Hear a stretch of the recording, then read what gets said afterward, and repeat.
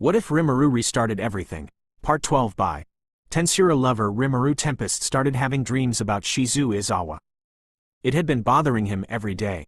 He always thought about her being alive, but even if he could bring her back to life, he felt that he would be breaking the promise he made to her. However, Ciel suggested that he could turn back the clock, to save her before she gave her last wish, allowing him to correct every mistake he made in the past.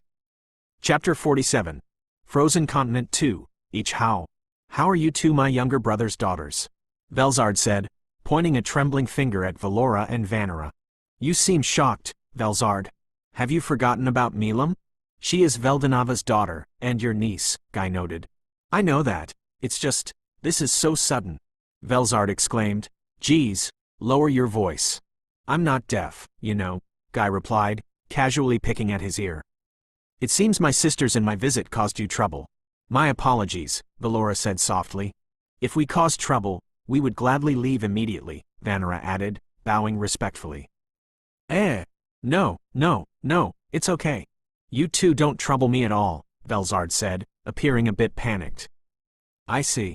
We are both glad that we didn't cause you trouble, Aunt Velzard, Velora said. But, are you two really Veldora's daughters? Velzard asked. Ha. What are you saying, Velzard? These two and their father are pretty much alike, Guy laughed. What are you saying, alike? How could these two beautiful and well-mannered girls be my stupid little brother's daughters? Velzard yelled at Guy. Calm down, I'm just joking, you know, Guy said. So, you two. Who is your mother, anyway? Velzard asked. Sorry, but we don't have a mother, Vanera explained. Then how were you two born? Velzard asked, stunned. My sister and I were both mindless monsters before. We were both called Charybdis. But with the help of Uncle Rimuru, both of us gained an ego, as well as an ultimate skill, Velora said. Giving an ego to a mindless monster, is that even possible? Guy muttered to himself. Never mind that. So, tell me something about you two, Velzard said with a wide smile, sitting down between Velora and Vanera. For about 5 hours, Velora told Velzard everything she wanted to hear. The joy in Velzard's eyes was visible to everyone in the room. Velzard doesn't really have time to visit Milam, and her first niece rarely visits her. It's like Milam is the second Veldanava, so Velzard just lets Milam do what she wants. This was the first time family had visited her, which is why she was so happy today. I see. So Veldora told horrible stories about me. I hope you don't see me as a terrifying dragon. I only do all of that to teach him, Velzard said, sweating slightly. Don't worry, Aunt Velzard. We don't see you like that. Besides, Father deserves all of those punishments, Velora said. Talking about Father, what is he doing right now? Vanera asked, looking up at the sky. Meanwhile, in Tempest. What are you doing here, Veldora? Rimuru asked. Please, let me stay here for a while. I'm getting strange feelings in my house. It's like someone is talking about me. And not in a good way, Veldora said. Ha, are you scared? Rimuru said with a disappointed face. Back in the frozen continent. I almost forgot. Here, Aunt Velzard, Velora said, placing a basket on the table. What is it? Velzard asked. Some sweets I made for you, Aunt Velzard, Velora said with a smile. Velzard's eyes sparkled. Suddenly, Velzard rubbed her cheek against Velora's cheek. What a lovely niece I have, Velzard cooed. Velora took out the sweets she made while Vanera helped. The food included pudding, ice cream, and chocolate milkshakes. Oh, what is this food? Guy asked.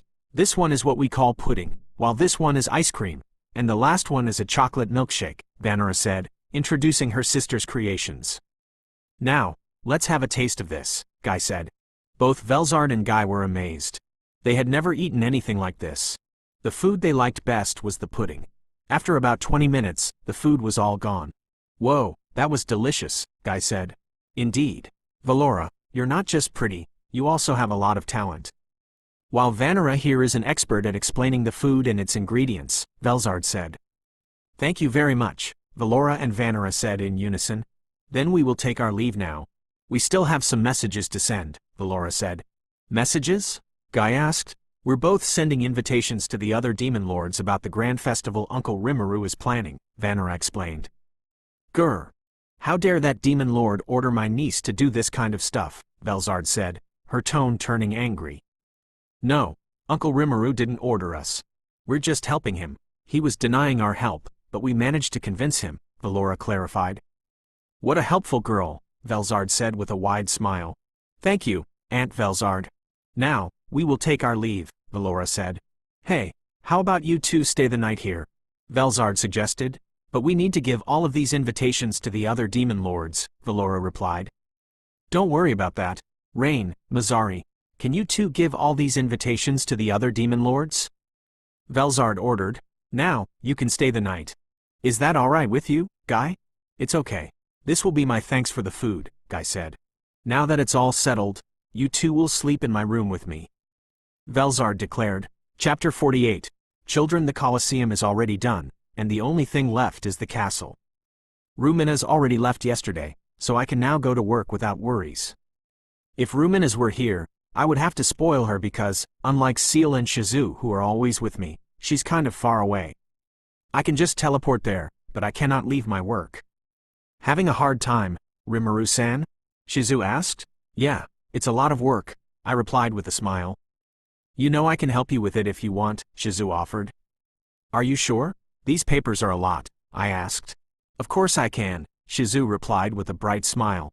After 5 hours. All done. Thank you, Shizue-san, I said and smiled. You're welcome, Rimuru-san, Shizue replied and kissed my cheek. Hee hee, you seem very happy today, I noted. I'm always happy because of you, Shizue replied warmly. I'm glad to hear it. By the way, I'm heading to Ingrasha to inform the kids that they will transfer here, I said.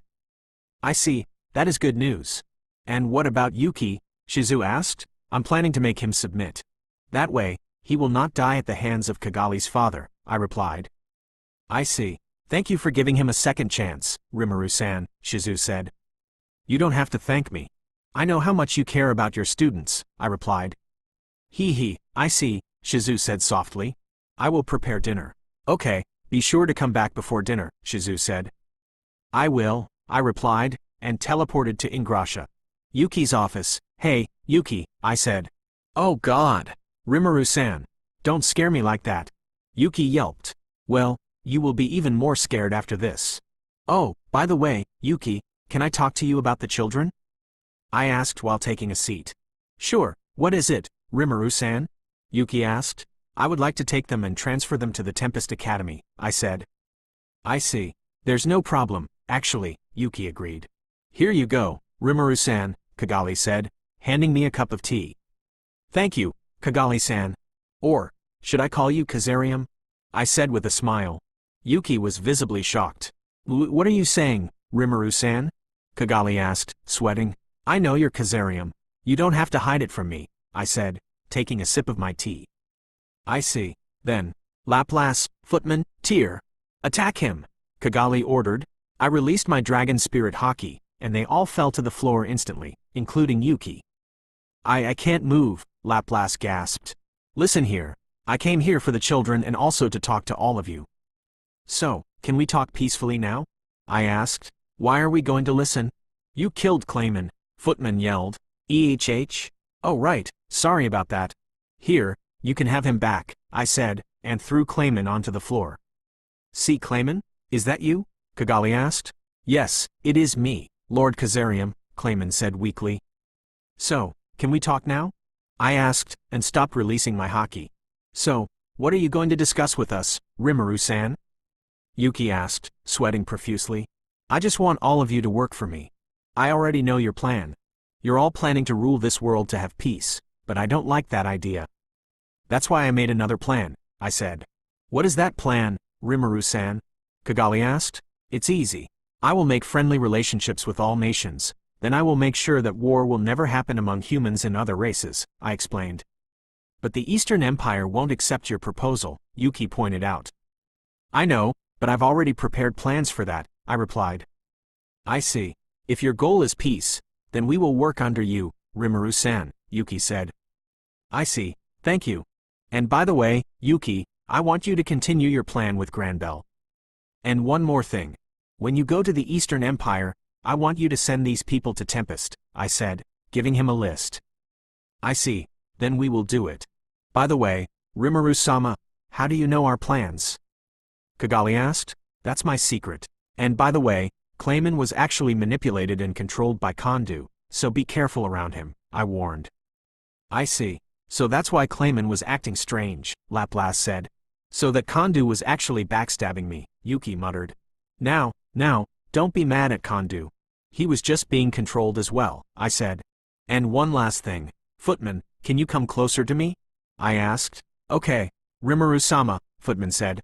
When he got close enough, I made him faint. Footman, are you okay? Tear cried out, shaking him. Don't worry, I'm the one who did it, I said.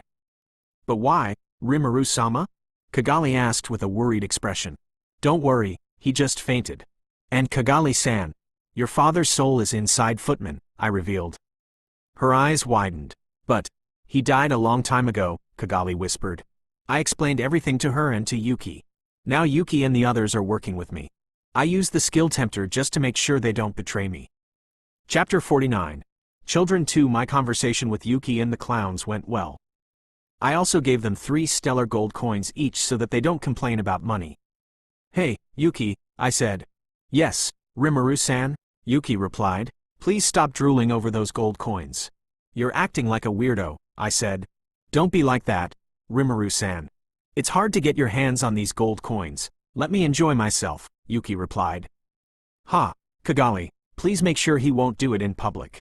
I'm the one getting embarrassed here, I sighed. You can count on me, Rimuru-sama. I don't like seeing him like that as well, Kigali replied. By the way, where did Laplace and the others go? I asked. They headed out to buy some supplies, Kigali said. I see, that's good. And I almost forgot, you're all invited to the grand festival in Tempest, I informed them. Thank you, Rimuru-sama. We're going to make sure to attend on time, Kigali replied. Also, I will awaken you, Footman, and tear into true demon lords, I said. But why, Rimuru-sama? Kigali asked. What do you mean? You're all my subordinates now. Your safety matters to me, I said with a smile. I see. Then I thank you, Rimuru-sama. I know this isn't enough for the things you're giving us, Kigali said, kneeling before me. Actually, just being my subordinates is enough for me. You don't need to pay me anything. Just your loyalty is enough for me, I replied. Kigali smiled. This was the first time she saw someone with great power who had good intentions and a pure heart. We arrived at the front door of the classroom where Chloe, Kenya, Gail, Ryuta, and Alice were studying. I slowly opened the door. Hey kids, how are you doing? I said with a smile. Rimuru-sensei. They shouted in unison and rushed toward me, hugging me tightly. How are you all doing? I hope you don't trouble Tis-sensei, I said. Of course not. What are you thinking? Alice said. We changed a lot, Rimuru-sensei, because of you, Ryuta said. Just a little though, Kenya muttered.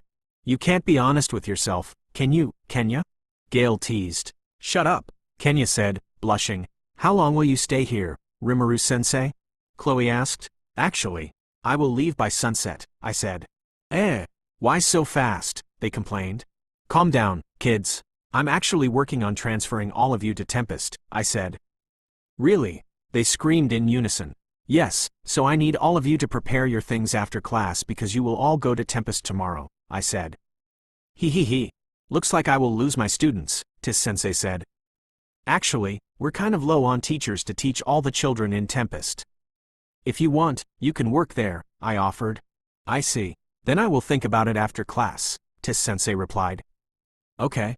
Oh, and by the way, here is an invitation for the grand festival. I hope you can come, I said. Of course I will come. A demon lord personally invited me, so it's kind of disrespectful if I refuse, Tis-sensei said. Demon lord, the kids shouted. Rimuru-sensei, you're a demon lord? Alice asked. Yes, I am, I said with a smug look on my face. Cool. Rimuru-sensei is a demon lord. Ryuta said. Yeah, cool, Chloe added. Anyway, you all need to prepare your stuff for tomorrow. And when we arrive there, I have a surprise for all of you, I said. What is it? They asked. If I told you, it wouldn't be a surprise anymore, I replied. Then I'll be heading back to Tempest now. I'll see you all tomorrow, I said my goodbyes and teleported back. As soon as I headed back, I went to the labyrinth Ramirez made. Hey Ramirez, you here? I called out. I'm here, Ramirez said, flying towards me. Ramirez, do you want to be the Spirit Queen again? I asked. Yes. The other demon lords bully me because I lost my power back then. Ramirez cried. I see. I can help you get your powers back if you want, I said. Really? Then please help me. Please? Ramirez replied with sparkles in her eyes. Okay then, I said, putting my hand on her head. Ciel, start the operation please. Yes, Master, I'm already starting. Operation complete. Fairy Queen Ramirez will now evolve into Spirit Queen Ramirez, complete. Ramirez was then covered with light, and her small body slowly became that of a beautiful woman. Whoa, I'm back. Now no one can bully me again, Ramirez said. Now practice to control your powers. I don't want you to destroy anything in the town, I warned. I will, Ramirez replied and flew away. Chapter 50. Reunion. A new day has begun. I'm currently in my bed with Shizue-san after a quiet, romantic night together. I slowly opened my eyes. Good morning, Rimuru-san, Shizue said with a beautiful smile. Good morning, Shizue-san, I replied. I will cook breakfast now. Is that okay? Shizue asked me, wrapping herself snugly in the blanket. Can we stay in bed a little longer? I asked teasingly. He. Nope. We have tons of work to do, and neither of us got much sleep last night as it is, Shizue said, squeezing my cheeks. Okay, so what's for breakfast? I asked. Pancakes, Shizue said. Need help? No need, but thanks anyway, Shizue said as she put on her clothes and gave me a kiss. I will take a bath for now, I said. At the kitchen. By the way, Shizue-san, I will go get the children after breakfast. Is that all right? I asked. Yes, but I'm quite nervous. I don't know how to apologize to them, Shizue said, looking down. I know they will understand. You're the first teacher they looked up to, I encouraged her. Thank you, Rimuru-san, Shizue replied with a smile of relief. After breakfast, I teleported to Ingrasha. Hey kids, are you ready now? I asked, appearing out of nowhere.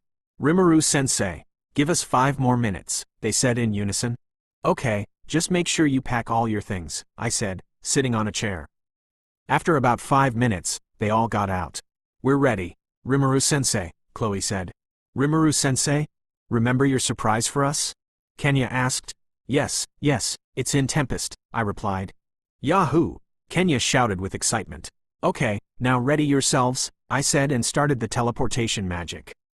We appeared in front of the main building in Tempest. We're here. You can open your eyes now, I said.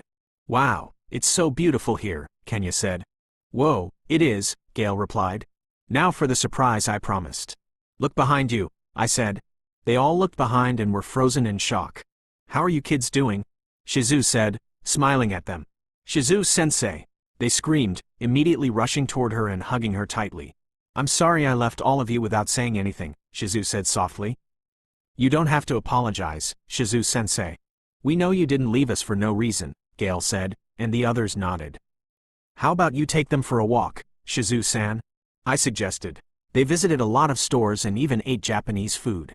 On the other hand, I'm in my office with Veldora. Hey Veldora, why are you here again?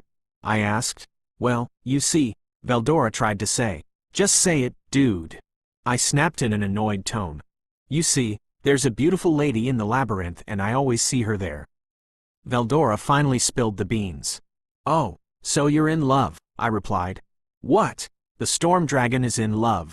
Don't be ridiculous. Kuahahaha. And, you're right, Veldora admitted.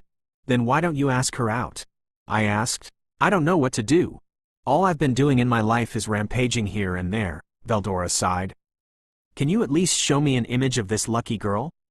I asked. Here you go, fresh from the lab. Kuahahaha. Veldora replied, giving me a picture. Hey, are you serious? This is Ramirez. Oi Veldora. Do you know who this is? I asked. Nope, why? Veldora replied. You know this girl is Ramirez, I said. Veldora immediately turned to stone, literally. Hey Veldora, are you alive? After my ridiculous talk with Veldora, I headed home. I'm home, I called out. Rimuru-sensei. What are you doing in Shizue-sensei's house? Kenya asked, pointing at me. What are you talking about? I asked. This is Shizue-sensei's house. Are you lost, Rimuru-sensei? Ryota asked. No, and this is also my house, I said. The kids looked completely confused. Sorry, I forgot to tell them, Shizue giggled. Tell us what, Shizue-sensei? Gale asked. You see, Rimuru-san and I are married, Shizue said. They shouted in unison.